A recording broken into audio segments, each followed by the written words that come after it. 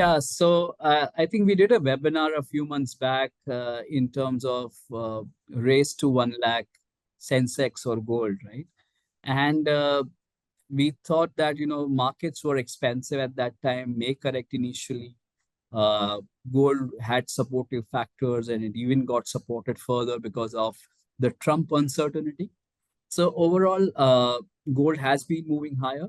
Uh, Gold has been moving higher, and the more driven recent rallies more driven by the uncertainty that Trump's bring to the table as opposed to the economic reasoning around it.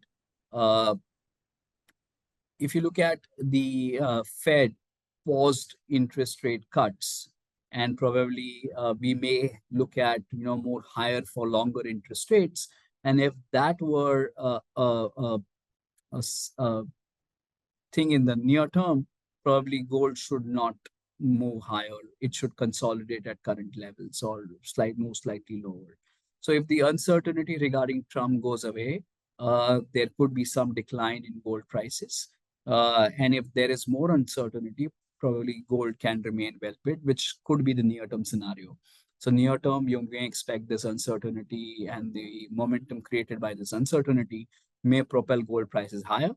But from an economic standpoint, probably gold prices could be a tad lower than what they are prevailing currently.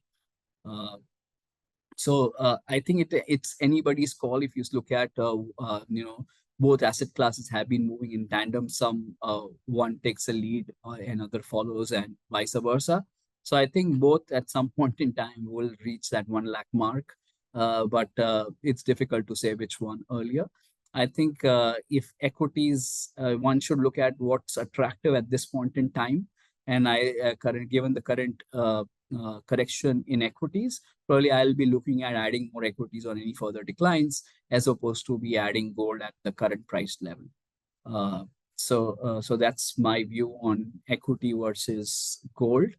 And with regards to the better ways to buy gold for an Indian consumer, I think they are well versed with buying gold ETF. It is for investment purposes. Physical gold should only be bought when you want to consume it.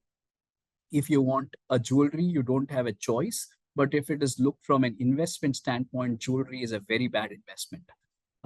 When you buy a jewelry, you have to pay premium over and above the gold price.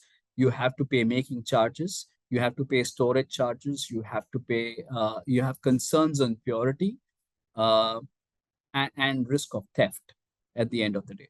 So it's cumbersome and it's not foolproof way of buying gold, and it's very, very price inefficient when you buy it physical.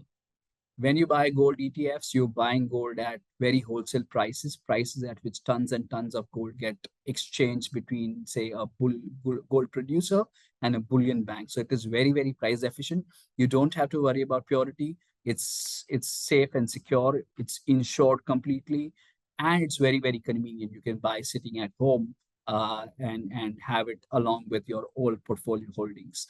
So overall, I think it's very efficient to buy gold ETF as compared to physical gold. And even from a GST standpoint, gold ETFs are more efficient as opposed to physical gold. From a taxation point, also, it's better to buy gold ETFs as compared to buying physical gold. So in all aspects, if you see, gold ETF are a superior vehicle to buying gold as compared to physical gold. As I mentioned about GST, when you buy gold, you pay GST on it. When you sell gold, when you buy it physical, you lose that 3% that you have paid when buying physical gold, and you don't get it when you sell it.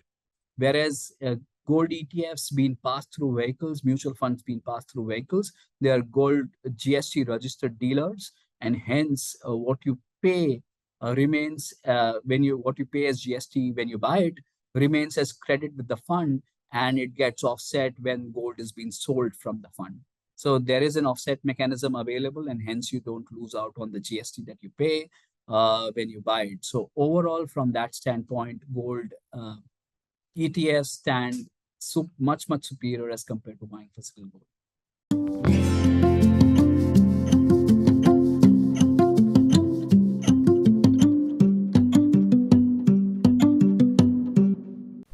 mutual fund investments are subject to market risks.